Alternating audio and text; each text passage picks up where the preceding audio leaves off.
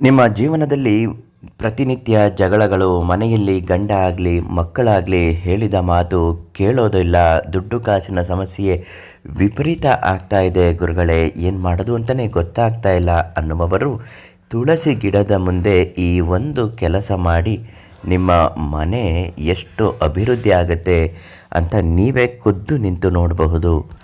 ಅದು ಯಾವ ಕೆಲಸ ಅಂತ ಹೇಳ್ತೀನಿ.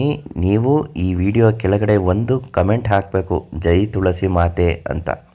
ಒಂದು ಲೈಕ್ ಮಾಡಿ ಮತ್ತು ನಿಮ್ಮ ಜೀವನದ ಯಾವುದೇ ಒಂದು ಸಮಸ್ಯೆಗಳಿದ್ದರೂ ಓಂ ಶ್ರೀ ಕೊಳ್ಳೇಗಾಲದ ಜ್ಯೋತಿಷ್ಯರು, ಪ್ರಖ್ಯಾತ ಮೋಡಿ ಮನೆತನದವರು ಮಣಿಕಂಠ ಗುರುಗಳಿಗೆ ನೇರವಾಗಿ ಒಂದು ಕರೆ ಮಾಡಿ ಇವತ್ತೇ ಅವರಿಂದ ಪರಿಹಾರವನ್ನು ಪಡೆದುಕೊಳ್ಳಿ.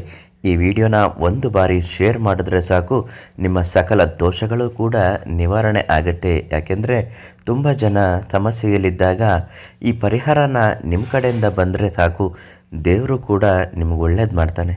ಸಾಕಷ್ಟು ಜನರಿಗೆ ಮನೆಯ ಒತ್ತಡಗಳು ಎಷ್ಟರ ಮಟ್ಟಿಗೆ ಇರುತ್ತೆ ಅಂದರೆ ದುಡ್ಡು ಕಾಸಿನ ಸಮಸ್ಯೆಯಿಂದ ಶುರುವಾಗುತ್ತೆ. ಮಕ್ಕಳ ಫೀಸ್ ಕಟ್ಟೋಕ್ಕಾಗ್ತಾ ಇರೋದಿಲ್ಲ, ಮನೆಗೆ ರೇಷನ್ನು ತಂದು ಇಡೋದಕ್ಕೆ ಆಗ್ತಾ ಇರೋದಿಲ್ಲ.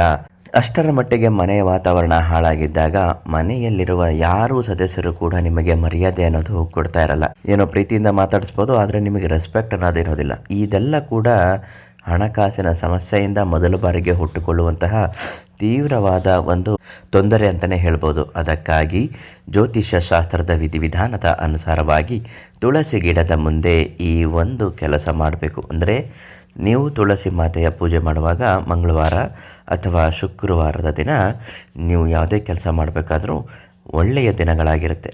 ಬೆಳಗ್ಗೆ ಬೇಗ ಎದ್ದು ತುಳಸಿ ಗಿಡದ ಮುಂದೆ ಒಂದು ದೀಪವನ್ನು ಹಚ್ಚಿಡಬೇಕು. ದೀಪಕ್ಕೆ ಒಂದು ಲವಂಗವನ್ನು ಸೇರಿಸಿ ಸುಡುವಂತೆ ಲವಂಗವನ್ನು ಅಲ್ಲಿ ಇಡಬೇಕು. ತುಳಸಿ ಗಿಡದ ಮುಂದೆ ಮಣ್ಣನ್ನು ಸ್ವಲ್ಪ ಮಟ್ಟಿಗೆ ತೆಗೆದು ಅದರ ಕೆಳಗೆ ₹1 ನಾಣ್ಯವನ್ನು ಇಟ್ಟು ಮುಚ್ಚಿಡಬೇಕು.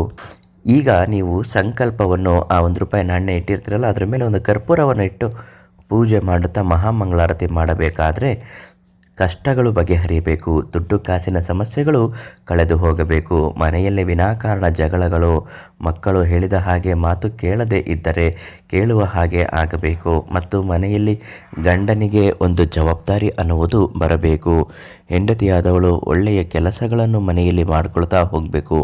ಯಾವುದೇ ರೀತಿಯ ಕೆಟ್ಟ ಶಕ್ತಿಗಳು ಮನೆಯನ್ನು ಪ್ರವೇಶ ಮಾಡಿ ಮನೆಯ ನೆಮ್ಮದಿಯನ್ನು ಹಾಳು ಮಾಡಬಾರದು. ಒಂದು ವೇಳೆ ಹಾಳಾಗಿದ್ದರೂ ಅದು ಸರಿ ಹೋಗಬೇಕು ಅಂತ ಸಂಕಲ್ಪ ಮಾಡಿ ತುಳಸಿ ಗಿಡದ ಮುಂದೆ ಪೂಜೆ ಮಾಡಬೇಕು. ಈ ರೀತಿ ಪೂಜೆ ಮಾಡಿದ ನಂತರ ನೀವು ಮಂಗಳಾರತಿಯನ್ನು ಮನೆಯವರಿಗೆಲ್ಲ ಕೊಟ್ಟು ನೋಡಿ.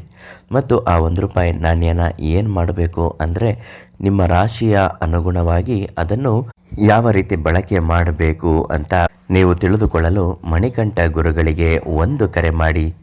ಅವರು ನಿಮಗೆ ಖಂಡಿತವಾಗಿಯೂ ಇವತ್ತೇ ತಿಳಿಸ್ಕೊಡ್ತಾರೆ. ನಾಳೆ ಮತ್ತೊಂದು ಮಾಹಿತಿಯೊಂದಿಗೆ ಭೇಟಿ ಮಾಡೋಣ. ಧನ್ಯವಾದಗಳು.